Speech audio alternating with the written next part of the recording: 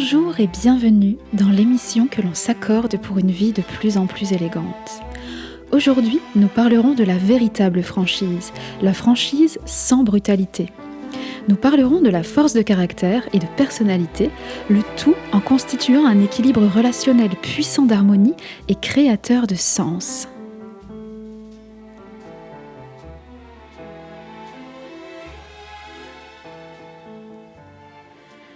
Quelle meilleure manière de foncer vers ses objectifs personnels que d'être capable de toujours dire ce que l'on pense en ayant la certitude que les autres ne seront ni blessés ni vexés.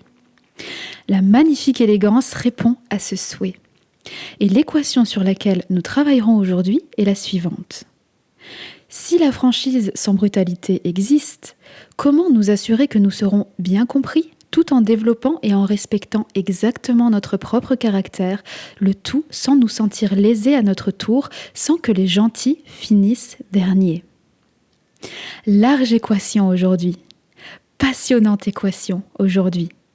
Merci à vous de nous accorder ce travail commun, profond et ô combien intéressant. Nous commencerons cette émission en parlant de la franchise, la fameuse franchise. L'individu élégant sait être franc sans être brutal. Dans notre société française, on a beaucoup de mal à comprendre cela. D'une part parce qu'on a du mal à imaginer qu'un caractère puisse être ferme et doux à la fois. Et d'autre part parce qu'historiquement, nous, les Français, sommes radicaux dans nos façons de penser. Notre culture aime la radicalité. En fait, on comprend pourquoi, parce qu'en France, nous avons une large culture de la pensée grâce à nos nombreux moralistes. Ici, je ne parle pas de ceux qui font la morale, mais bien de tous ces penseurs qui proposent des réflexions sur les mœurs, les usages, les façons de vivre et la condition humaine. En France, nous sommes allés très loin dans ces réflexions. La France a énormément contribué au siècle des Lumières. C'est Nietzsche, lui-même grand lecteur des moralistes français, qui disait que tous ces gens avaient influencé la France entière dans leur structure d'esprit et leur façon de penser. Ils n'ont pas seulement influencé les autres penseurs et philosophes, ils ont influencé toute la France. Il dit même, je cite, « On rencontre même ça chez les petits romanciers de journaux ou n'importe quel boulevardier de Paris. » Il dit aussi que nous avons une sensibilité et une curiosité psychologique que les autres pays d'Europe n'ont pas nécessairement, comme l'Allemagne par exemple. Donc, nous avons tendance à nous poser beaucoup de questions sur la vie en France et en même temps à avoir un avis sur tout. Pour moi, c'est autant une qualité qu'une faiblesse nationale, dans le sens où, si l'on pallie cette faiblesse, notre curiosité naturelle peut nous emmener très loin dans la réflexion et améliorer très rapidement notre être, notre quotidien et notre environnement. Cette faiblesse, c'est qu'en ayant un avis sur tout, on veut toujours avoir raison. Et qui dit vouloir avoir toujours raison, dit aller constamment au combat. Et pire encore, se vexer et se sentir humilié quand on nous fait sentir que l'opinion qu'on s'est faite sur le sujet est erronée. La susceptibilité. Vous comprenez la radicalité dont nous, Français, sommes souvent victimes ? Il est important de savoir d'où on vient pour savoir situer où on est et où on a l'intention d'aller. Évidemment. Donc évidemment, ce type de personnalité existe dans toutes les cultures et à l'inverse, il existe des Français très ouverts d'esprit et très équilibrés. Mais je dis simplement que notre culture a cette tendance-là. Ça nous aide à comprendre pourquoi, parfois, on peut être totalement déstabilisé quand on rencontre d'autres cultures, pourquoi on ne les comprend pas forcément dans leur façon de voir les choses, pourquoi nous avons tendance à être condescendants parfois. Il faut comprendre que cela est très ancré chez nous, c'est naturel. Ça touche à notre sens du bien et du mal. On en parlera après, du bien et du mal. Nous avons donc cette tendance à penser que nous détenons les clés du savoir universel. Et le pire, c'est qu'on ne se le dit même pas. On l'incarne, c'est tout. Mais quand on fouille un peu dans notre patrimoine culturel et dans notre histoire, on comprend pourquoi. Et généralement, quand on comprend pourquoi, quand on comprend les choses en profondeur, on se détend. En fait, pour moi, ça fait bien partie de l'élégance. Il est très important de se faire son avis. C'est très très important. Et si vous voulez avoir un avis sur tout, soit. Mais tout en étant curieux et cultivé, il faut reconnaître la place de l'autre. encore une fois, prendre notre place pour exister, mais lui laisser la sienne aussi, de façon juste. Son avis à sa place. Ce n'est plus un rapport de force, c'est un équilibre qu'il faut trouver. Et encore mieux, la brutalité n'a pas sa place ici, vous comprenez ? Vous savez, quand on cesse de se sentir attaqué, déjà on se sent bien mieux, et ensuite ça ne nous empêche pas d'exister avec nos opinions et nos avis, bien au contraire. On est encore plus aligné et solide, parce qu'on n'a plus de colère, plus de susceptibilité qui vient nous embrouiller l'esprit. On pose clairement et tranquillement nos opinions, et ça nous permet d'aller dans une direction vraiment plus riche. Vous comprenez ? Dans une direction vraiment plus riche de sens, en fait, avec notre interlocuteur. Revenons donc à notre franchise. Je vais vous citer quelqu'un que vous connaissez. Ah, mais moi maintenant c'est bon, hein. Je dis ce que je pense, hein. Je suis franche. Ou alors j'en ai une autre. Ah non, mais moi je suis nature. Je me suis trop laissé faire dans la vie. Hein. Maintenant je parle, hein. C'est bon. Hein. Si ça blesse, tant pis. Ou alors encore, ah, mais faut me pardonner. Si je peux rien garder pour moi, tu sais, je suis quelqu'un de très sincère. Hein. Et puis finalement, tant mieux. Hein. Ouais, ok, ouais. Alors, on en parle ou pas ? Bien sûr qu'on va en parler. Ces phrases ne reflètent pas la franchise. Ces phrases reflètent la stupidité relationnelle. Je n'insulte personne en disant cela. J'ai moi-même pu parler comme ça il y a longtemps. Ce que je dis, c'est que ce comportement est stupide. C'est différent. Ce genre de parole résulte de plusieurs types de personnalités ou d'expériences. Soit la personne a un besoin compulsif d'imposer son point de vue, soit la personne s'est effectivement trop fait avoir dans sa vie parce qu'elle a manqué d'assertivité et aujourd'hui elle se venge de ça. L'assertivité, c'est la capacité à dire non, je le rappelle. Donc finalement, elle ne se venge pas des autres, elle se venge de sa propre incapacité. Soit la personne elle a un complexe d'infériorité. Oups, si je tape dans le micro, ça ne va pas aller. Donc soit la personne elle a un complexe d'infériorité, un manque de confiance en elle, et elle pallie ça en simulant un caractère fort. Enfin, ce qu'elle considère comme étant un fort caractère, parce qu'un fort caractère, c'est pas ça du tout, et nous le verrons après. Soit la personne n'est pas particulièrement blessée, en revanche, elle est très égoïste, parce qu'elle n'a aucun égard pour ce que les autres pensent. Soit la personne sait très bien ce qu'elle fait, et elle a la volonté de blesser l'autre, ou de la dévaloriser. Ça arrive souvent. Et en face de ça, vous vous sentez piégé. Parce que si vous relevez un peu ce qu'elle a dit, que vous lui en parlez, elle va vous répondre que vous ne supportez pas d'avoir la vérité en face. Classique. Mais ne vous inquiétez pas, l'élégance d'esprit nous donne des réponses à tout ça, vous verrez. Donc encore une fois, comme on l'a vu dans une précédente émission, on en revient encore à soit de la maladresse, soit la volonté de blesser. Quoi qu'il en soit, c'est de la stupidité relationnelle. Que cette personne ait souffert ou pas, qu'elle soit bonne ou mauvaise, son comportement est d'une stupidité sans nom. Ça nous arrive à tous, pas de problème, mais certains en font un trait de caractère. Et ça, c'est moche. Mais alors, doit-on être hypocrite pour être élégant ? Ah, la grande question. Jamais. Jamais de la vie. Qu'est-ce que l'hypocrisie ? L'hypocrisie, c'est accabler les autres de démonstrations d'amitié tout en leur faisant du mal ou en tentant de leur faire du mal. L'hypocrisie, c'est se montrer extrêmement sympathique envers quelqu'un qu'on vient de descendre auprès d'autres personnes. C'est caresser les gens dans le sens du poil pour obtenir des faveurs alors qu'on les déteste. C'est exiger des autres ce qu'on ne fait pas soi-même. C'est afficher une moralité stricte en public et l'ignorer complètement en privé. C'est prétendre soutenir une cause sans agir. C'est afficher de la générosité uniquement pour être vu et reconnu. C'est mal juger les autres pour des comportements qu'on a nous-mêmes. Vous voyez ? L'hypocrisie, ce n'est pas mettre les formes pour dire ce qu'on pense. L'hypocrisie, c'est dire l'inverse de ce qu'on pense. Vous comprenez la nuance ? Une même phrase peut avoir la même profondeur et le même sens et peut être dite d'un million de façons, surtout dans la langue française, comme on l'a vu dans la précédente émission. Et au-delà des mots, il y a l'intonation, l'intention et la posture. Vous pouvez choisir d'être doux ou brutal. Vous pouvez être franc en étant doux et vous pouvez être franc en étant brutal. Vous pouvez être franc en employant l'humour, vous pouvez être franc en étant joyeux ou en colère. Et ici, vous comprenez que le français a du mal avec ça. Pour être parfaitement élégant, nous devons travailler là-dessus, sur la compréhension de ce que nous percevons comme un paradoxe dans notre radicalité française. Ce n'est pas un paradoxe. Nous pouvons être gentils, durs et intelligents à la fois. C'est possible. C'est juste qu'on ne sait pas comment on fait parce qu'on ne connaît pas. Et très souvent, pourquoi certains ne savent pas être francs sans être brutal ? Parce qu'ils se laissent berner par leurs émotions. Ils se laissent prendre par la main, par leur colère, leur angoisse, leur frustration, sans piper mot. Et ce comportement résulte d'une mauvaise gestion des émotions, tout simplement. Quelqu'un qui dit les choses en étant totalement calme, et pas en faisant semblant d'être calme, en étant profondément calme, ne ressentira même pas le besoin d'être brutal. Vous voyez ?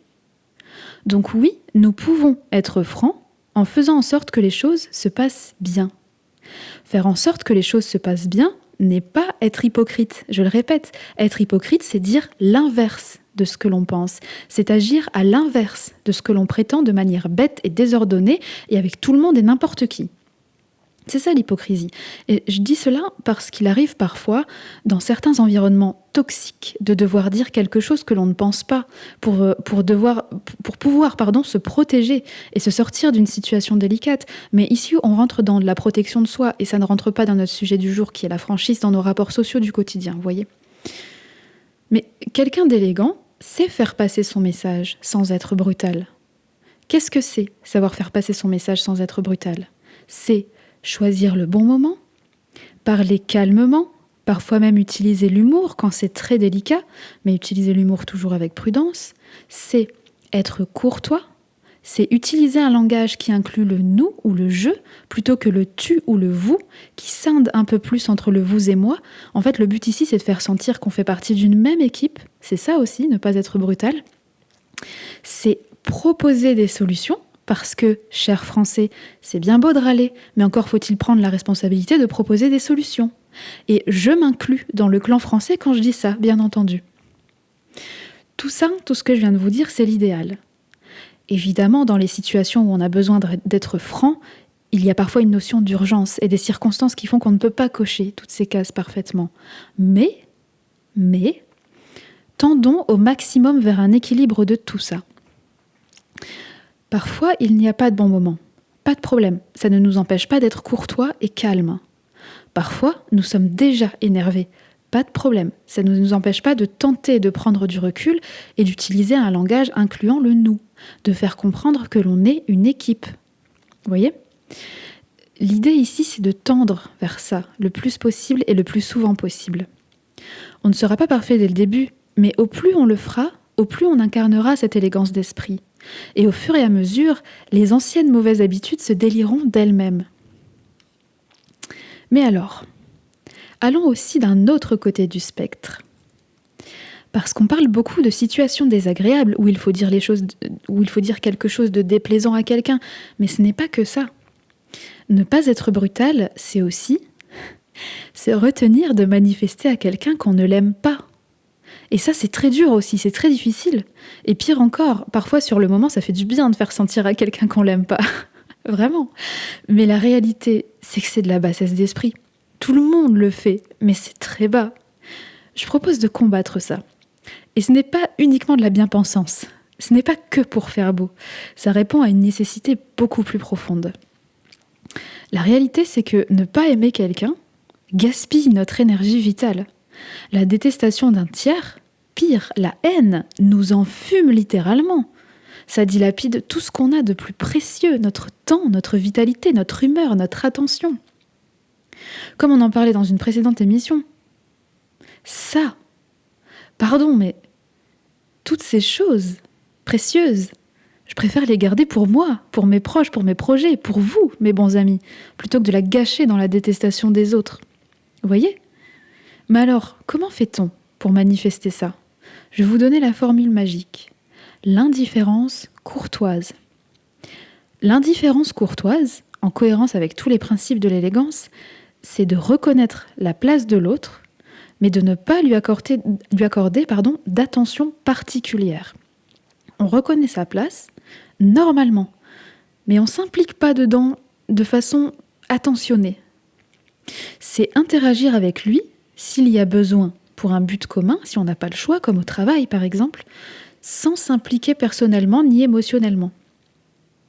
C'est ne pas s'occuper de ses agissements s'ils ne nous concernent pas. C'est ne pas se demander ce qu'il fait, où il est ou ce qu'il pense si ça ne nous concerne pas.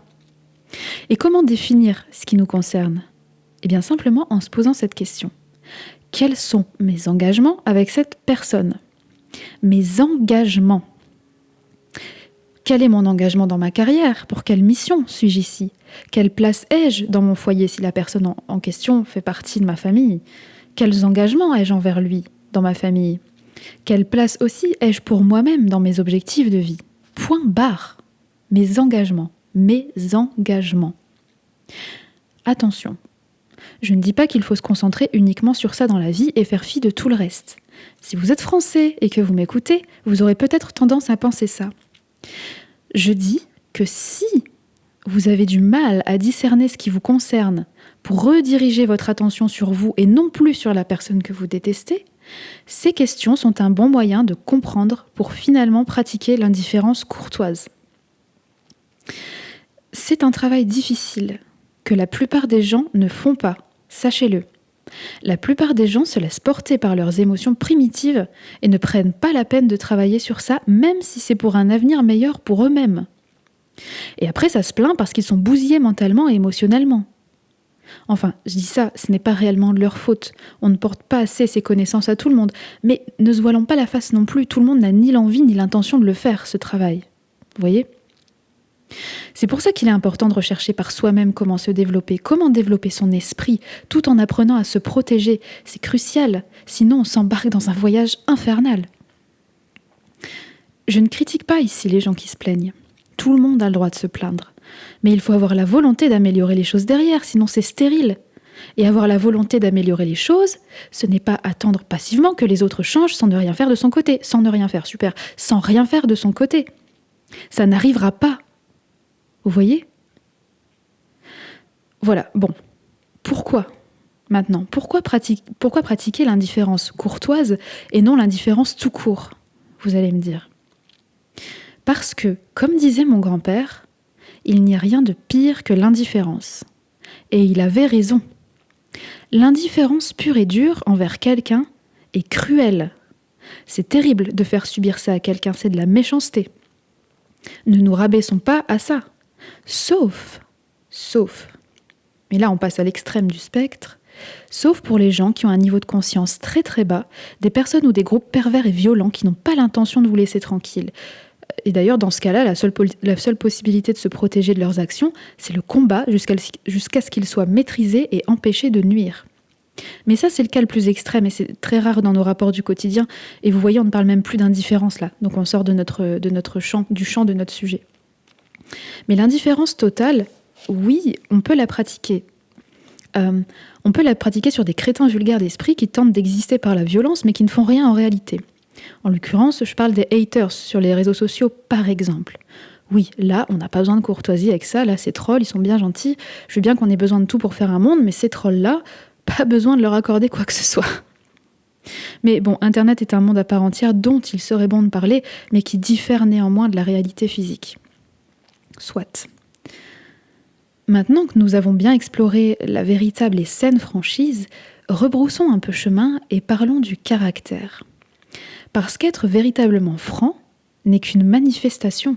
Ce n'est qu'une manifestation de nos idées, de nos valeurs, de notre caractère.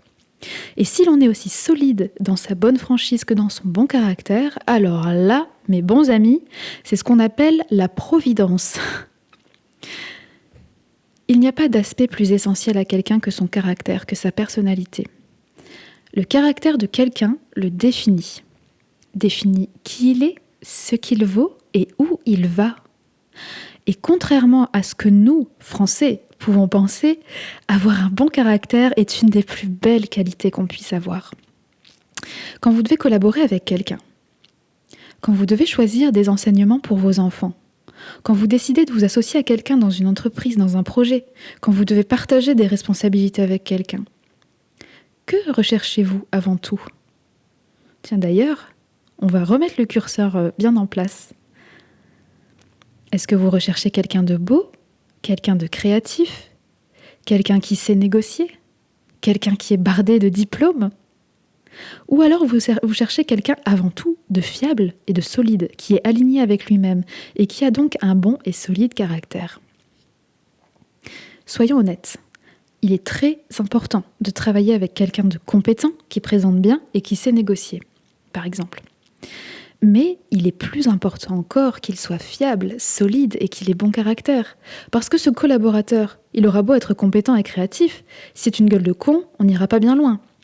Et parfois, on peut pallier un peu d'incompétence avec du bon sens. Je ne dis pas que le bon caractère remplace la compétence. Si l'on trouve quelqu'un de gentil, qui a bon caractère et qui est très compétent, c'est magnifique et c'est cela qu'on veut. Mais je dis aussi que parfois, celui qui sait un peu moins mais qui a la volonté d'apprendre sera peut-être 20 fois plus efficace que quelqu'un qui sait beaucoup mais qui n'est pas arrangeant.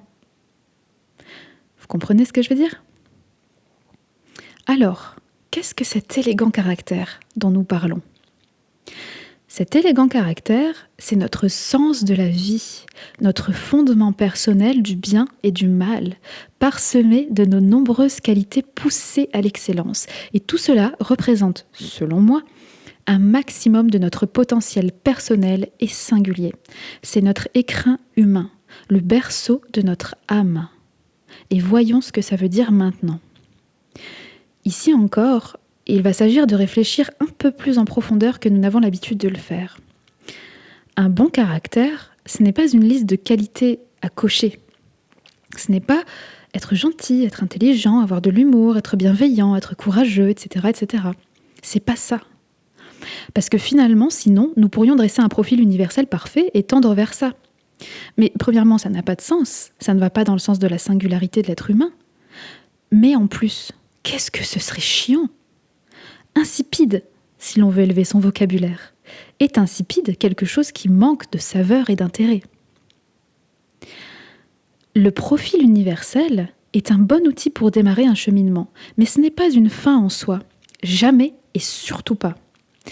D'ailleurs, si j'avais un reproche à faire à la plupart des manuels d'élégance, c'est bien celui-ci. Considérer un profil universel d'élégance comme une fin en soi. Parce qu'on pourrait croire que l'élégance, c'est tendre vers une universalité des personnalités, alors que pas du tout. Ce profil universel n'est qu'un début, une direction, un sens dans lequel nous allons marcher et à travers lequel nous allons nous découvrir et nous redécouvrir, tout en ayant cette volonté de cultiver et de développer ce qu'on aura découvert sur nous-mêmes, pour qu'au bout du chemin, nous soyons nous-mêmes dans toute notre splendeur. Et donc, qu'est-ce que ça veut dire pratiquer ce caractère, avoir cette forte personnalité ? Avant tout, dans notre culture, quand on dit « cette personne a une forte personnalité », ça a tendance à être assez péjoratif. On pense tout de suite à quelqu'un qui va s'opposer avec force à nos idées ou alors qui va imposer les siennes sans ménagement. Mais dans notre propos du jour, j'aimerais que vous vous enleviez ça de la tête. Aujourd'hui, quand on va parler d'avoir une forte personnalité, ça voudra dire une personnalité solide. Une personnalité qui colle complètement avec qui vous êtes en profondeur. Et cette forte personnalité, ce solide caractère, c'est votre fondement personnel du bien et du mal. Ce n'est pas ce qui semble bien ou ce qui semble mal. Ici, on s'émancipe totalement du politiquement correct. Et on rentre dans les profondeurs de nous-mêmes. C'est ce qui vous procure un sentiment profond de justice, en fait. C'est faire ce qui est juste. C'est votre propre bon sens. C'est certes quelque chose qui est construit avec vos expériences personnelles et votre enfance, mais il y a réellement une notion de ressenti aussi là-dedans. Il y a une notion de juste, de ce qui vous semble juste. Parfois, ce n'est pas évident de savoir ce qui est juste. Alors on fait des recherches, on creuse, on donne à son esprit une direction. Et quand on trouve la réponse, on agit. Par exemple, il y a des personnes qui n'ont pas beaucoup, qui ont un niveau de conscience assez bas et qui n'ont pas, un peu comme les enfants. Vous voyez, les enfants, c'est normal qu'ils aient un niveau de conscience assez bas, puisqu'ils ne connaissent pas le monde encore. Et il y a certaines personnes qui n'ont pas fait l'effort de comprendre, de connaître ce monde, ou par la force des choses, qui n'ont pas eu la chance d'avoir des expériences diverses et variées. Et à cause de ça, on a une conception très très étriquée du bien et du mal. Et ces gens-là sont dangereux parce qu'ils vont réussir à donner à leur esprit des excuses pour se convaincre que certaines choses sont bien, alors qu'en fait elles sont très très mal. Et elles sont peut-être bien pour une facette sur 100, mais pour les 99 autres, c'est une catastrophe. Vous comprenez ? C'est là aussi où il faut consciemment développer ces expériences. Et à travers nos âges, quand nous vieillissons, nous devons rechercher les expériences. Parce que c'est grâce à ça qu'on élargit notre vision du monde et notre conception du bien et du mal. Et ce qui serait merveilleux, c'est qu'au bout de notre vie, on ait une conception tellement large, qu'on ait des perspectives tellement élargies, qu'on puisse se mettre à la place de tout le monde. Alors, c'est pas qu'on puisse se mettre à la place de tout le monde, mais en tout cas qu'on puisse comprendre tout le monde. Alors, ça, je pense pas que ça existe. Je pense pas qu'on puisse se mettre réellement à la place de tout le monde. Mais en tout cas, au plus on aura élargi notre culture, au plus on aura la chance de prendre des décisions éclairées et de conseiller les autres. Vous comprenez ? C'est très très important tout ça. Donc en fait, il faut bien comprendre que derrière les apparences, il y a beaucoup de raisons, il y a beaucoup de systèmes, il y a beaucoup de choses à prendre en compte pour avoir une vision le plus juste possible. Vous voyez ? Je vais vous donner des exemples. Je vais illustrer, vous allez comprendre. L'exemple le plus classique, c'est une personne qui vole dans un supermarché. C'est immoral, on a envie de lui taper sur les doigts. Mais peut-être que cette personne et sa famille sont dans une très grande précarité. Et que ceci a été motivé par un besoin de survie, ou un besoin de protection envers ses enfants, par exemple. Mentir. C'est mal de mentir. On peut mentir pour protéger quelqu'un qu'on aime. Vous voyez, je vous donne des exemples très classiques et très superficiels, mais au moins on peut comprendre le paradoxe, qui n'en est finalement pas un. Pistonner quelqu'un pour un emploi. Ça peut paraître terriblement injuste sur le principe pour les autres candidats. Mais si cette personne a un besoin urgent d'avoir cet emploi par rapport à la responsabilité qu'elle a de sa famille, par exemple, contrairement aux autres candidats, ça paraît moins injuste d'un coup, même s'il est un peu moins compétent. Vous voyez ?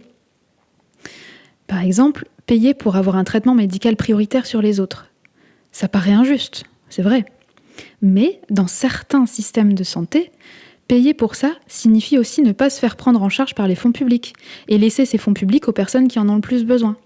Donc avoir un traitement médical prioritaire, oui, que je prends totalement en charge parce que j'ai les moyens de le faire, et en même temps, ça permet aussi de soulager les fonds publics. Donc il y a vraiment plusieurs choses autour de ça, hein. C'est pas blanc et noir, vous voyez. Par exemple, on va inverser les situations. Par exemple, aider un ami en lui donnant des réponses à un examen, parce qu'il est stressé, qu'il a peur d'échouer. On trouve que c'est juste, on lui dit, bon bah allez, on va faire, voilà, on va l'aider quoi. Mais potentiellement, bien que l'intention soit d'aider un ami, cela reste injuste envers tous les autres qui ont bossé dur. Vous voyez ? Et en termes d'intégrité académique, on peut quand même faire mieux. Quoi d'autre ? On va reprendre la situation de l'embauche.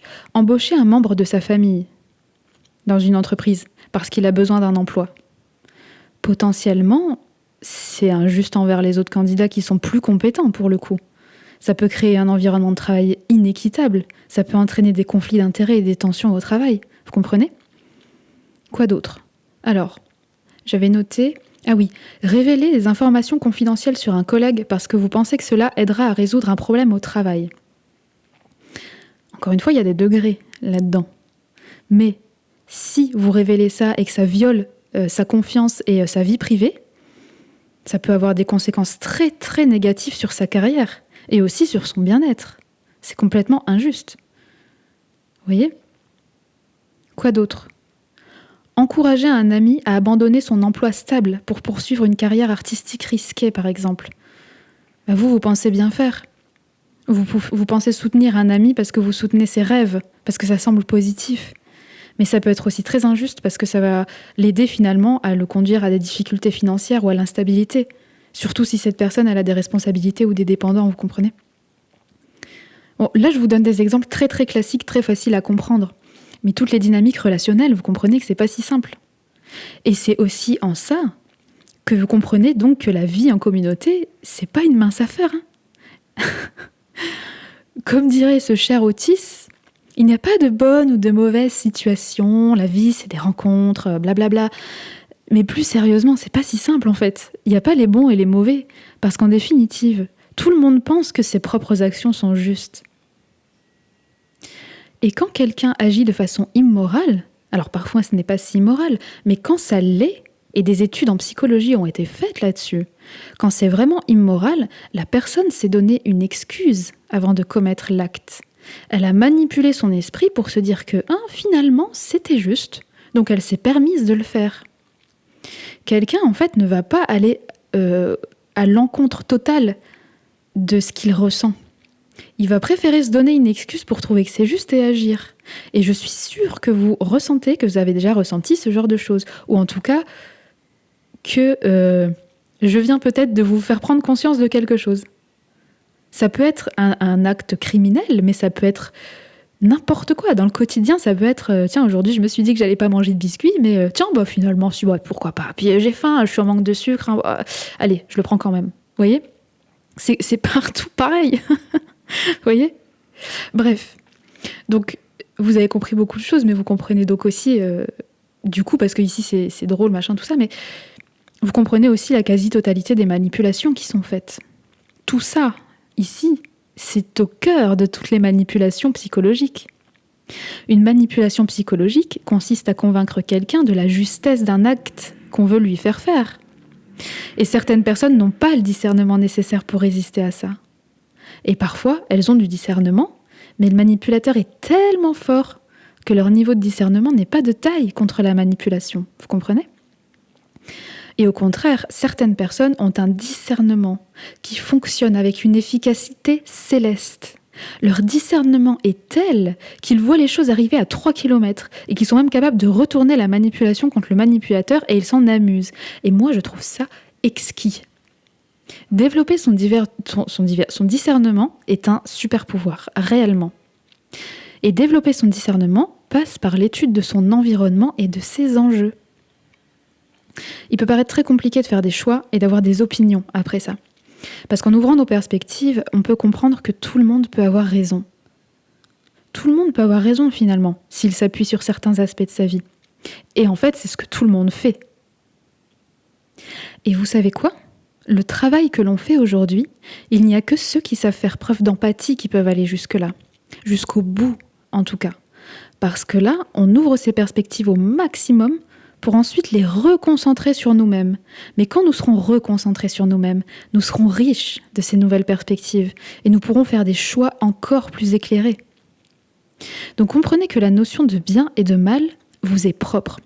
Elle résulte de la somme de vos expériences et de votre enfance, mais aussi de votre propre ressenti sur les situations. Parfois, vous sentez que quelque chose cloche. Même si tous les voyants sont au vert et que ceci semble moral, vous sentez un malaise. Vous sentez que ce n'est pas la bonne direction, la bonne action. Et ça, il faut vraiment le prendre en compte aussi. Quoi d'autre ? Avoir du caractère, ce n'est pas être un personnage. Avoir ce solide caractère, c'est ne pas faire le mal. Et ça n'a rien à voir avec la notion de se faire prendre. C'est pas ça. C'est ne pas faire le mal tout court.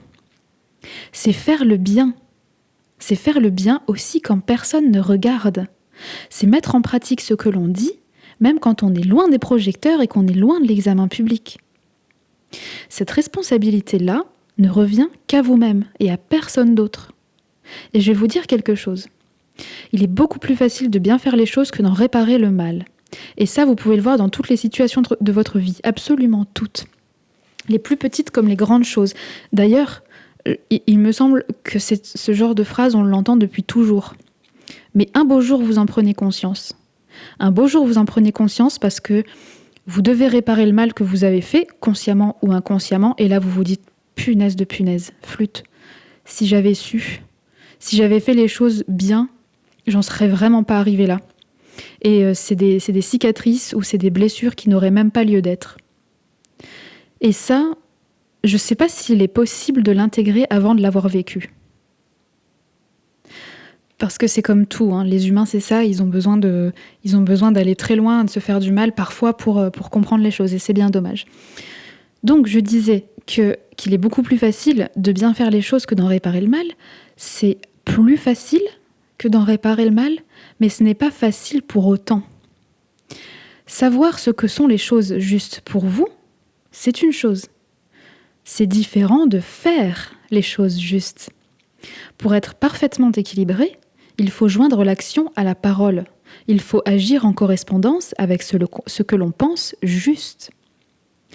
Parce qu'agir, ça ne dépend pas de votre QI, de vos diplômes, de votre prestance ou de votre créativité.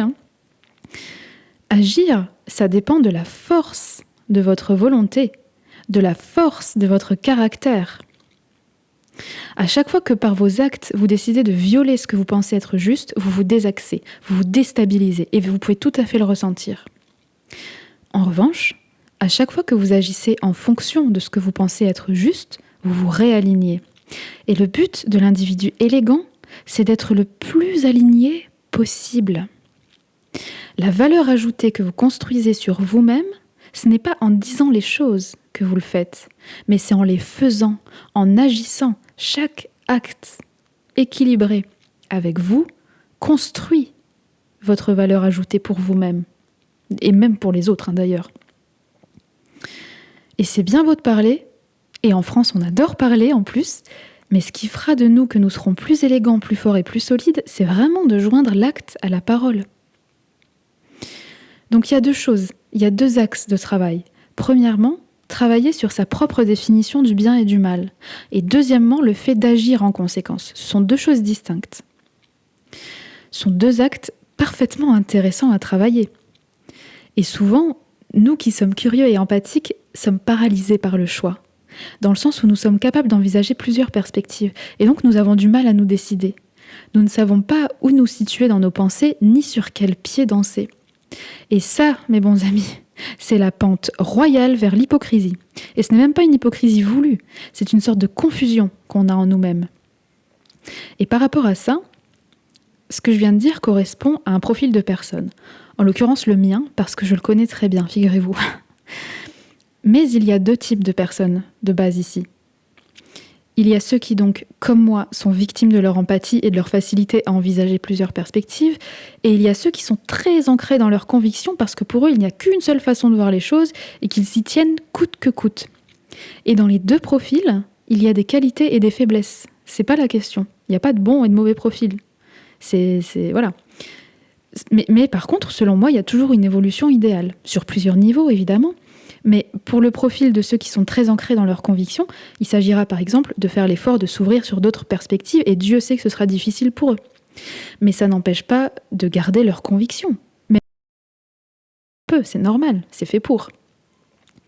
Mais en tout cas, faire l'effort conscient de s'intéresser à ce que les autres font de bien aussi, à ce qu'ils pensent être bien aussi.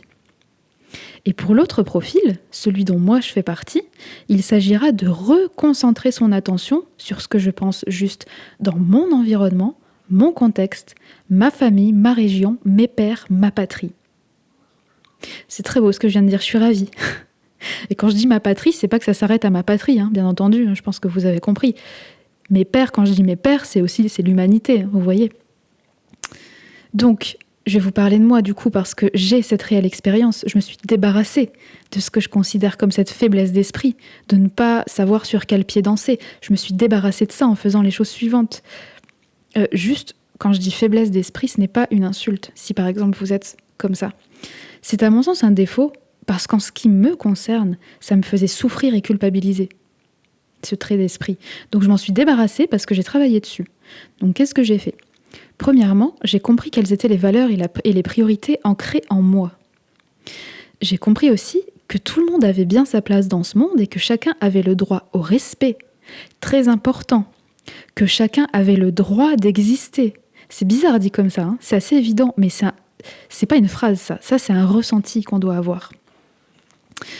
J'ai compris que tous les autres vivaient leur propre réalité, avec leurs propres enjeux. Mais j'ai surtout compris que moi aussi, j'avais ma place comme tout le monde. Que moi aussi, je vivais dans ma réalité. Que j'ai besoin d'être alignée avec cette réalité si je veux aller loin. Je ne dois pas m'incruster constamment dans la réalité des autres pour seulement faire partie de la leur. Ils doivent aussi faire partie de la mienne autant que je fais partie de la leur. Vous comprenez ? Mon propre cheminement vers l'élégance m'a déjà emmené très loin et m'a enlevé des dizaines et des dizaines de poids inutiles. J'ai encore un chemin énorme à parcourir, vraiment, mais j'ai hâte. J'ai vraiment hâte. Mais en tout cas, aujourd'hui, se réveiller dès le matin, enfin, évidemment, se réveiller le matin en se sentant pleine de force, de curiosité, de hâte pour les événements de la journée, ça c'est déjà énorme pour moi. C'est addictif comme sentiment. Ça découle d'autre chose. C'est en fait, finalement, se réveiller le matin sans avoir peur de ce qui va se passer. Quand je dis peur, ce n'est pas de la hantise, vous voyez, bien que ça aurait pu l'être. Mais c'est plutôt une sorte de frustration, de paresse, de manque d'envie en fait. De « oh là là, qu'est-ce qui va encore se passer aujourd'hui ? Qu'est-ce que je vais encore mal faire ? Quelle personne je vais encore blesser ? Enfin, pas blesser, mais en tout cas froisser.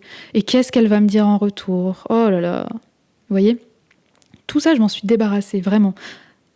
Je suis jamais à l'abri que ça arrive encore, évidemment. C'est jamais du 100%. Mais Dieu sait que je vois la différence. Et Dieu sait que c'est agréable. Alors, il y a plusieurs choses pour en arriver là, évidemment. Mais ce recentrage sur moi, il m'a beaucoup aidée. Alors, qu'est-ce que j'ai fait d'autre ? Alors oui, ça peut paraître paradoxal, mais j'ai cherché à découvrir d'autres cultures encore plus.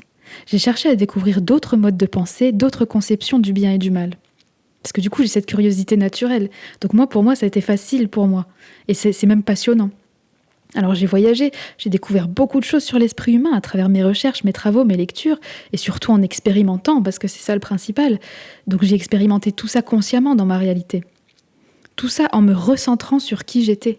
Et tout ça, ça a fait grossir l'équilibre, ça a fait grossir ma zone de confort. Vous comprenez ? Aujourd'hui, j'ai un bel équilibre. Mais cet équilibre que j'ai aujourd'hui, il est évidemment bien plus gros qu'il y a 3, 5 ou 10 ans, parce que je ne me suis pas laissée aller, j'ai consciemment essayé d'évoluer. Et j'espère bien que cet équilibre, il sera encore plus gros dans 3, 5 ou 10 ans. J'ai encore beaucoup, beaucoup de choses à apprendre, évidemment. Mais je suis déjà contente de ce que j'ai fait aujourd'hui. En fait, je suis contente de l'évolution qu'il y a eu, parce que quand je regarde en arrière, je me dis « Ah ouais, c'est trop bien !» Vous voyez ? Donc ça, c'est cool, en fait. Il y a beaucoup de choses. Alors, je parle de ça parce qu'en fait, je me permets de parler de moi aujourd'hui, parce que si vous écoutez mes émissions sont une structure de pensée, une façon de penser qui est évidemment la mienne. Donc si jamais c'est quelque chose qui vous parle, peut-être que vous avez ce trait de personnalité en commun avec moi.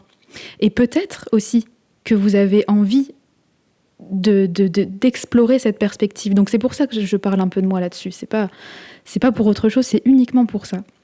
Donc, il y a beaucoup de choses pour magnifier son caractère et sa personnalité, beaucoup, beaucoup de choses.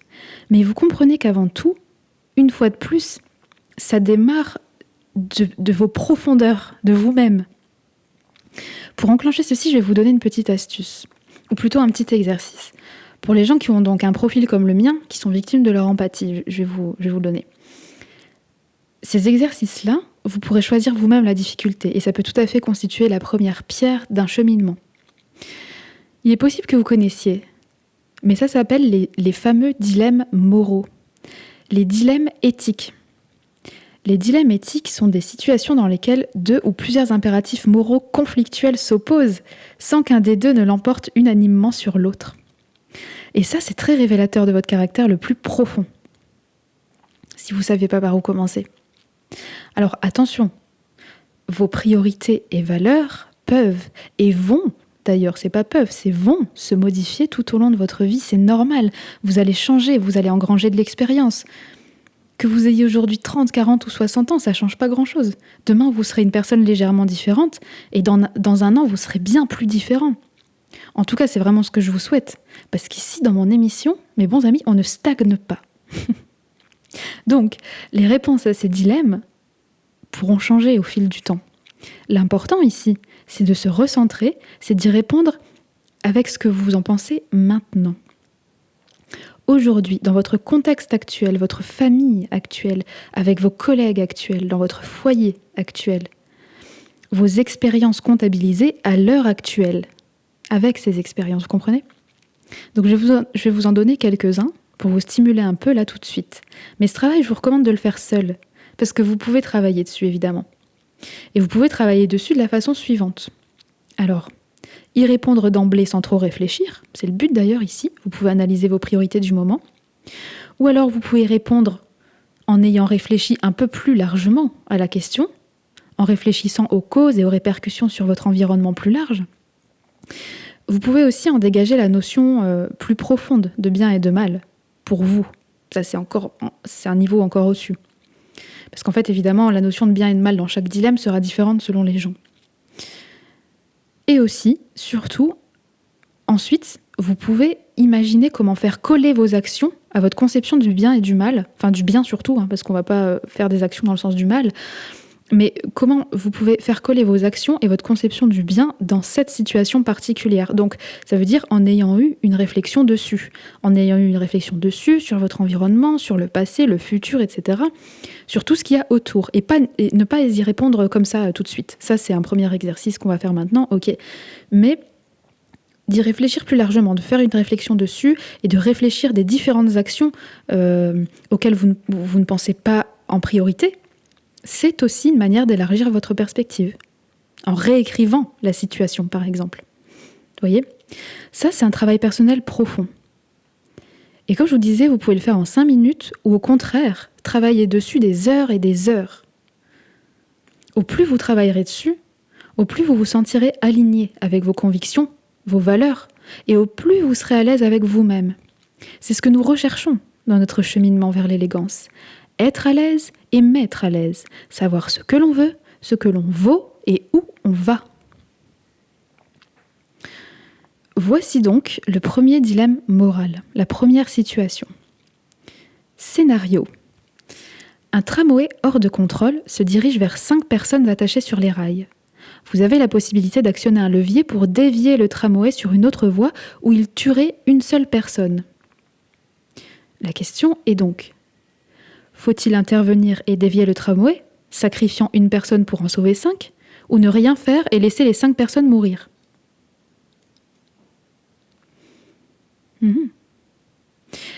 Deuxième dilemme. Scénario.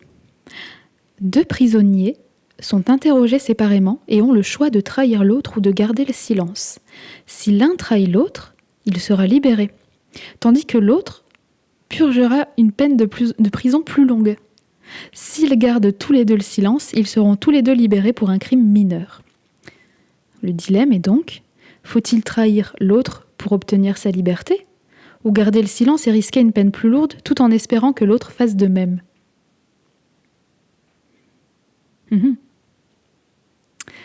Troisième dilemme, pour le coup très axé sur notre propos d'élégance relationnelle. Scénario. Un ami vous demande votre avis sur un projet sur lequel il a travaillé dur. Vous savez que le projet n'est pas bon et n'a aucune chance de réussir. Mais votre ami est très enthousiaste et optimiste. La question est, faut-il dire la vérité et risquer de briser ses rêves et son enthousiasme, ou mentir pour le protéger et préserver son bonheur temporaire ? Alors, est-ce que je vous ai un petit peu chamboulé ou pas ? Je vais vous rassurer d'emblée, il n'y a pas de bonne réponse à ces dilemmes. Chaque réponse est bonne et chaque réponse est mauvaise. La seule ligne directrice, c'est votre personnalité, votre force de caractère. J'adore les dilemmes moraux parce que ça force une prise de décision. C'est un excellent outil d'introspection pour nous qui sommes victimes de notre empathie. Et si vous souhaitez faire le travail dont je parlais, n'hésitez surtout pas à utiliser l'intelligence artificielle pour travailler. Demandez-lui de vous citer des dilemmes éthiques et répondez-y. Vous pouvez même vous amuser en lui demandant de générer des dilemmes éthiques axés sur une valeur ou une vertu en particulier, pour la tester par exemple, pour la tester chez vous. Mais par contre, soyez fort et ayez du discernement dans l'analyse des réponses que vous avez données. Ne vous arrêtez pas là, ce serait trop dommage. Les réponses à ces dilemmes sont des données que vous obtenez sur vous-même. Maintenant, il faut les interpréter pour les réinjecter dans vos actions futures. Vous comprenez ? Alors, pour résumer un petit peu, c'est très simple. 1. Recherchez et renforcez vos conceptions du bien et du mal. 2. Travaillez-les pour être à l'aise avec ces conceptions et n'oubliez pas, si vous trouvez d'autres choses sur vous-même en chemin, c'est magnifique, prenez-le en compte et on ne sait jamais sur quoi on va tomber quand on commence à se découvrir, croyez-moi. Et troisièmement, traduisez ces notions dans votre quotidien. Parce qu'intellectualiser, c'est super, mais c'est le quotidien et le moment présent qui comptent. Je n'ai de cesse que de le répéter. Alors, traduire dans son quotidien, c'est ériger une sorte de code d'honneur personnel que vous avez entre vous et vous-même, et que vous appliquez même quand personne ne regarde, j'insiste. Et ce code ne doit pas être une contrainte. C'est une direction pour orienter vos choix quotidiens, ce n'est pas une contrainte. Le but n'est pas de vous auto-flageller. Le but est de vous donner une direction, de faciliter votre prise de décision en accord avec votre moi profond. Et vous allez vite le comprendre parce que quand vous ferez quelque chose qui ne sera pas aligné avec vous, avec ce code, vous allez le ressentir tout de suite. Le but n'est pas de dire « Ah non, mince, c'est pas bien, je vais me punir ». Non, c'est tout. C'est juste qu'au moins, vous avez ressenti ce malaise, vous avez compris, vous vous êtes dit « Ah, là, j'aurais pu mieux faire ». Point. Et là, vous passez à autre chose. Vous voyez ? Vous allez sentir le malaise quand ça va arriver. Et ce que vous allez sentir aussi, et j'aimerais que vous en preniez conscience, c'est à quel point votre vitalité et votre énergie s'échappent en faisant des choses mal adaptées. Quand vous ressentez vraiment ça, vous n'avez plus envie que ça se passe, hein, je vous assure. Donc ce code d'honneur personnel, il n'est pas forcément rédigé quelque part. D'ailleurs, le rédiger, ce serait peut-être un peu réducteur.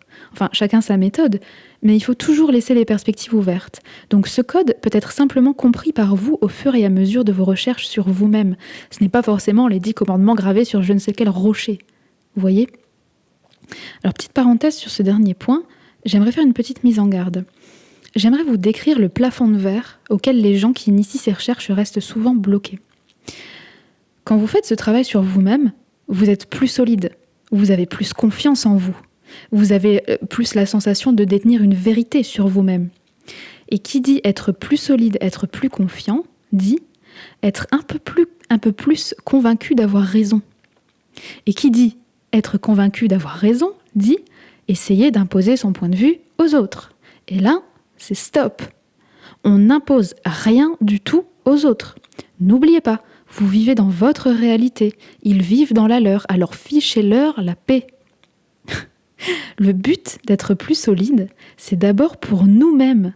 Mais interactionnellement parlant, c'est d'exposer nos points de vue à ceux des autres dans le but d'enrichir mutuellement la réflexion et non de confronter nos opinions pour les imposer aux autres. Nuance. Et parenthèse fermée. Alors, toujours sur la traduction de ce caractère tout beau tout neuf dans notre quotidien, prenez ceci en compte. Dans la poursuite de la culture d'un solide caractère, il est important de ne pas se focaliser sur le mal. Il est plus important de cultiver le bien que d'éliminer le vice. Parce que, de facto, plus vous faites le bien, moins il y a de place pour le mal. Vous comprenez ? Il va se dissiper de lui-même, parce que votre esprit va se structurer sur votre définition du bien. On ne cultive pas des roses en éliminant seulement les mauvaises herbes, pour vous le dire autrement. On cultive des roses en cultivant des roses. Vous voyez ? Et maintenant que je vous ai expliqué tout ça, je vais vous avouer quelque chose. Se comporter conformément à ses croyances, à ses valeurs et à ses bonnes intentions, donc joindre le geste à la parole, c'est l'un des plus grands défis auxquels vous serez confrontés. Vraiment.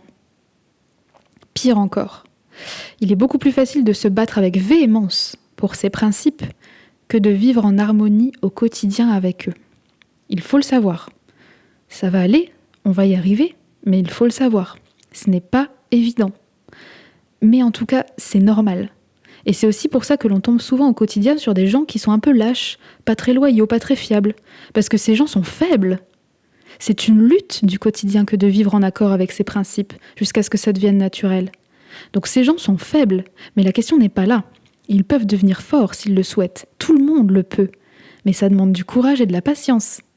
C'est possible, mais ça demande du courage et de la patience. La vraie question, c'est, est-ce qu'ils en ont vraiment envie ? Bah ouais, c'est ça la vraie question. On en revient encore comme une des anciennes émissions, je ne sais plus laquelle c'était, mais gardez en tête que tout le monde ne veut pas que les choses se passent bien. Et que c'est pas forcément conscient. Ils se disent pas « Ah, je veux que les choses se passent mal ». Non, c'est pas ça. C'est qu'ils n'ont pas assez réfléchi à la façon dont ils pourraient bien faire les choses. Et ils ont la flemme, en fait. Donc attention, hein. Parce que parfois, vous vous retrouvez en face de personnes où tout est beau, tout est rose, et en fait, quand vous grattez un peu, vous comprenez que cette personne, elle n'a aucune intention de faire les choses bien. Parce que c'est une feignante, en fait. Par exemple. Ça peut être pour plein de raisons, mais ça peut être aussi parce qu'elle est feignante. Donc, j'aimerais terminer sur le caractère avec ceci. Avec ce caractère solide et fiable que vous aurez cultivé, parce que vous êtes absolument et magnifiquement élégant, ce caractère qui vous fera tant de bien à vous-même, vous serez absolument respecté par les autres et vous les impressionnerez. Sachez-le, je vous le garantis. En revanche, vous ne serez pas toujours apprécié. Et ça, c'est le prix à payer. Et ceux qui vous apprécieront franchement. Mais les autres, ça va peut-être coincer un peu. Et c'est normal. Parce que plaire à tout le monde, c'est plaire à n'importe qui, mes bons amis.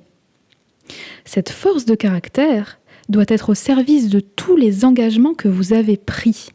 Engagement envers vous-même, d'abord évidemment, puis envers votre conjoint, votre famille et vos divers rôles sociaux, tels que votre travail et vos autres activités. Et c'est là où il est important de bien veiller à s'engager avec les bonnes personnes et dans les bonnes activités, mais ça c'est un autre sujet. Vous voyez, tout est lié, encore une fois. Alors, où en sommes-nous à présent ? Revenons sur notre équation. Si la franchise sans brutalité existe, comment nous assurer que nous serons bien compris, tout en développant et en respectant exactement notre propre caractère, le tout sans nous sentir lésés à notre tour, sans que les gentils finissent derniers.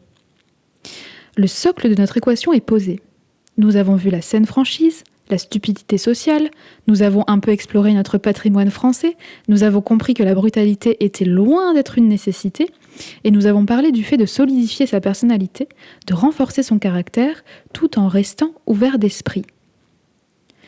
Continuons un peu maintenant dans l'appréhension de ce caractère par les autres, car un aspect de notre équation est comment nous assurer que nous serons bien compris.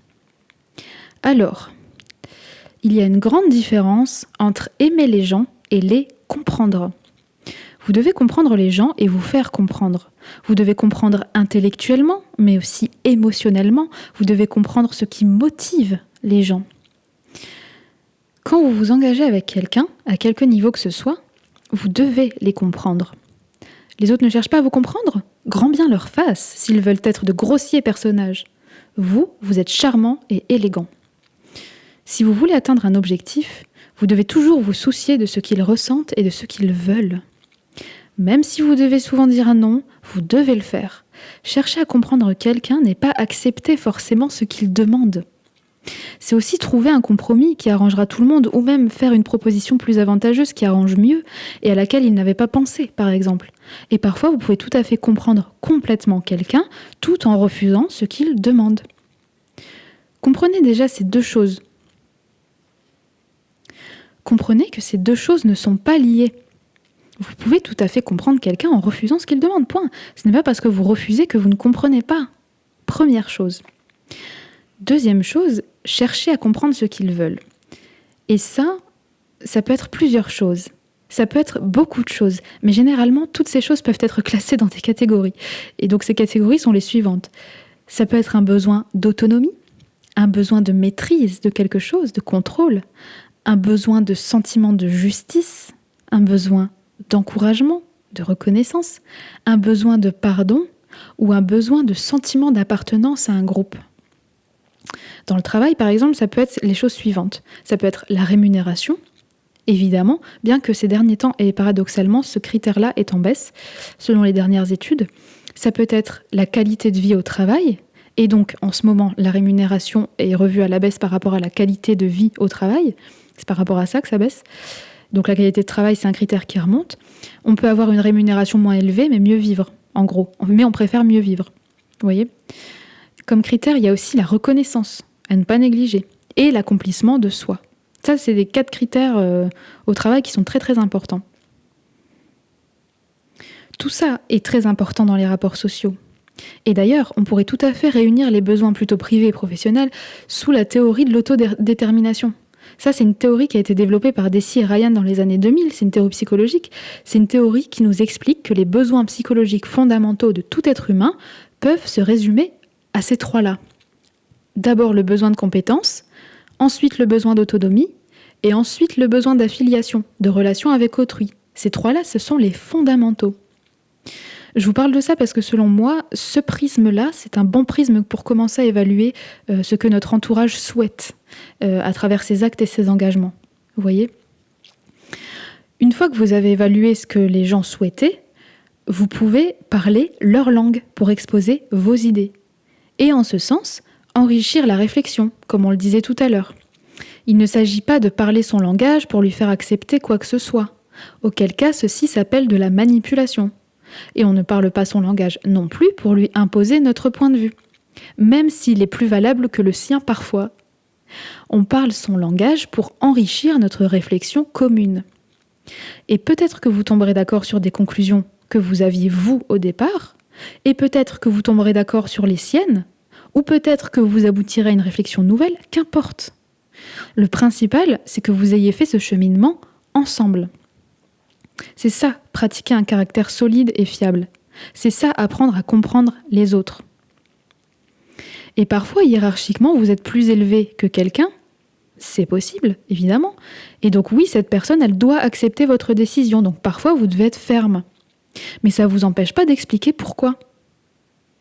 Vous voyez ? Et à l'inverse, si vous êtes un subalterne et que votre supérieur essaye de vous imposer quelque chose avec lequel vous n'êtes pas d'accord, vous devez lui dire pourquoi vous n'êtes pas d'accord. Parce que lui aussi va vous expliquer son point de vue. Et il va falloir trouver un compromis.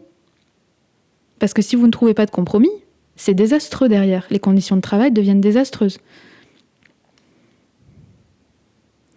Et quand vous aurez fait tout ça, vous obtiendrez votre juste part de gens qui vous aiment. Comme je vous le disais tout à l'heure. Mais au travail, par exemple, il ne faut pas trop s'inquiéter de ça. Les gens qui vous apprécient au travail, c'est un bénéfice collatéral. Au travail, il faut être compris, pas nécessairement aimé. Si les gens vous aiment, tant mieux, c'est super, mais ce n'est pas ce qu'on recherche. Si par exemple vous avez une place à responsabilité dans votre carrière, donc, vous devez tout de même vous inquiéter un peu de la vie des autres, parce qu'il faut s'inquiéter de garder suffisamment de soutien pour conserver le poste que vous avez. Mais premièrement, tout ça peut se faire dans la douceur et la cordialité. Vous pouvez être franc et doux. Et deuxièmement, c'est se faire comprendre, en fait. Et se faire comprendre, c'est très différent, donc comme je le disais, d'aimer quelqu'un personnellement. Gardez ça en tête. Vous devez vous soucier de la vie des autres pour garder le soutien nécessaire au poste que vous avez, c'est important. Et c'est pas pour autant que vous devez être hypocrite. Peut-être que vous allez devoir vous radoucir. Peut-être que vous allez devoir expliquer plus amplement vos décisions. Mais c'est pas pour autant que vous devez être hypocrite. Il y a des responsabilités que vous avez. Et si vous avez des personnalités en dessous de vous, quand je dis en dessous, c'est hiérarchiquement, si vous avez des personnalités, des incompatibilités d'humeur ou ce genre de choses, c'est vous le responsable. Donc, de facto, c'est votre responsabilité. Vous voyez, c'est votre responsabilité de vous faire mieux comprendre. Donc évidemment, il y a toujours des grincheux, comme je dis souvent. Mais c'est quand même de votre responsabilité. Et vous devez de faire du mieux que vous pouvez par rapport à ça. Il ne faut pas se rendre malade, bien entendu. Mais vous devez faire du mieux que vous pouvez. Voilà, donc là, je parle de travail. En famille, c'est un peu différent parce que l'amour qu'on porte à nos proches est différent, évidemment. Mais vous avez compris le message. Donc le message que je tenais absolument à vous faire passer aujourd'hui, c'est que ce ne sont pas les gentils qui finissent derniers, nom d'un chien. Ceux qui finissent derniers, ce sont ceux qui se laissent piétiner tout le temps. Il y a une différence, il y a une nuance sur laquelle tout le monde fait un gros amalgame. Donc je répète, ce ne sont pas les gentils qui finissent derniers, ceux qui finissent derniers, ce sont ceux qui se laissent piétiner. Et ça tombe bien, parce qu'aujourd'hui, nous avons vu comment développer notre force de caractère. Vous voyez ? Vous savez, dans ce monde, pour avoir de l'impact, il faut se construire une solide valeur ajoutée. Et pour ça, il faut savoir se montrer dur, parfois. Mais encore une fois, être dur ne veut pas dire être méchant. Ça veut juste dire être dur. Vous pouvez être gentil et strict. Vous pouvez être franc et doux. Vous pouvez cheminer sans déroger à vos valeurs. Et vous pouvez même vous en construire de plus belles encore. Vous voyez ?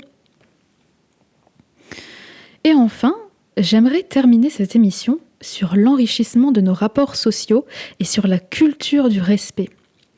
j'aimerais vous parler d'une agilité relationnelle particulière qui change tout dans nos rapports sociaux. J'aimerais vous parler du pompon de la cerise de cette émission. J'aimerais que nous commencions à encourager nos équipes à exprimer leur désaccord avec nous. Et de façon respectueuse, bien entendu. Et quand je parle d'équipe, je parle de travail, mais aussi de famille, ici. Nous voyons tellement d'époux se fighter la tronche. Oublier qu'ils se sont choisis et qu'ils sont une équipe et qu'ils ne sont pas des adversaires. Ils sont une équipe. Et en les voyant se combattre comme ça dilue leur force complètement. C'est bien dommage, on est tellement plus forts à deux. Comprenez aussi que beaucoup se froissent avant même d'exprimer un quelconque désaccord parce que ça les tend. Ils sont tendus, rien que d'imaginer nous dire qu'ils ne sont pas d'accord. Donc ils prennent une posture défensive ou agressive, mais en tout cas elle n'est pas bonne. Et nous participons à cela. C'est bien beau de dire qu'il faut dire les choses, mais ce n'est pas si simple. Comment les recevons-nous réellement, ces choses ? Posons-nous sincèrement la question.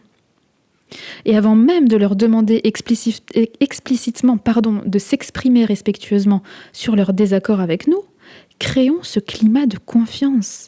Nous devons créer un climat de confiance pour qu'ils comprennent qu'on souhaite sincèrement avancer ensemble. Parce que c'est ce qu'on veut, avancer ensemble, c'est ça l'élégance. Mettre sa force au service de nobles intentions pour nous-mêmes et pour les autres. Dans le but de se faire plaisir d'abord, mais surtout de laisser le monde meilleur que nous l'avons trouvé.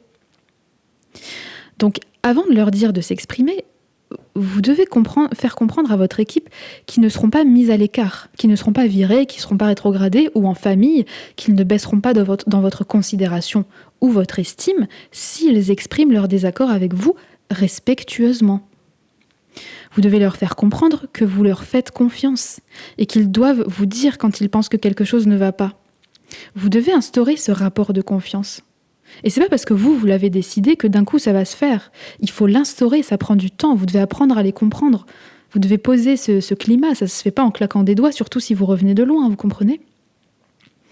Et donc nous, en échange, dans notre pure présence d'esprit, nous devons nous assurer d'être assez intelligents et d'avoir assez de discernement pour prendre ce qu'ils vont nous dire, pour prendre les retours qu'ils vont nous faire, toutes leurs opinions, pour savoir les analyser et les évaluer convenablement. Parce que certes, exprimer un désaccord, de facto, ça ne va pas nous faire plaisir de recevoir le désaccord de quelqu'un qu'il a avec nous. Mais par contre, il faut savoir être intelligent, élégant, et savoir les analyser et les évaluer. Alors, ok, c'est super de parler, mais comment en fait on instaure ce climat de confiance ? Déjà, en les écoutant attentivement. Ensuite, en posant des questions ouvertes, type « Est-ce que tu peux m'en dire plus ?» Au risque que ça vous énerve, mais il ne faut pas que ça vous énerve, sinon c'est pas du jeu, vous voyez ? Il faut rechercher sincèrement la validité de certains de leurs propos, non pas se braquer. Il faut être vraiment consciemment objectif. Il faut aussi et surtout, élégance émotionnelle, admettre que les sentiments de l'autre sont valides, même si vous n'êtes pas d'accord avec lui. Il a ses sentiments, reconnaissez-le, et vous avez les vôtres. Votre sensibilité n'est pas forcément la même entre vous deux. Et c'est normal, en fait. Et bien sûr, la dernière chose à faire pour instaurer ce climat de confiance, c'est montrer l'exemple. Il n'y a rien de plus déstabilisant que de dire à quelqu'un « Vas-y, je t'écoute », suivi d'un long silence. C'est horrible, ça. Non, montrez l'exemple. Exprimez votre point de vue normalement, sans s'énerver, juste vos arguments. Et incitez respectueusement l'autre à en faire de même. Vous verrez, c'est tout doux, ça coule tout seul. Ça coule tout seul. Imaginez tout ça mis ensemble. Le caractère parfait qui nous convient, la capacité de savoir dire tout ce que l'on pense sans blesser, sans frustrer, tout en créant un climat de confiance impeccable avec les gens avec lesquels nous avons un engagement. C'est fabuleux. C'est une splendide facette de l'élégance, ne trouvez-vous pas ? Alors, notre douce équation. Si la franchise sans brutalité existe, comment nous assurer que nous serons bien compris, tout en développant et en respectant exactement notre propre caractère, le tout sans nous sentir lésés à notre tour, sans que les gentils finissent derniers ? Elle est entièrement résolue. Et en plus, nous sommes allés plus loin. Nous avons exploré l'instauration du rapport de confiance nécessaire à une riche réflexion. Quelle élégance! Je suis ravie d'avoir fait ça avec vous aujourd'hui. Je vous remercie chaleureusement pour votre écoute et vous donne rendez-vous la semaine prochaine pour une nouvelle émission. À bientôt!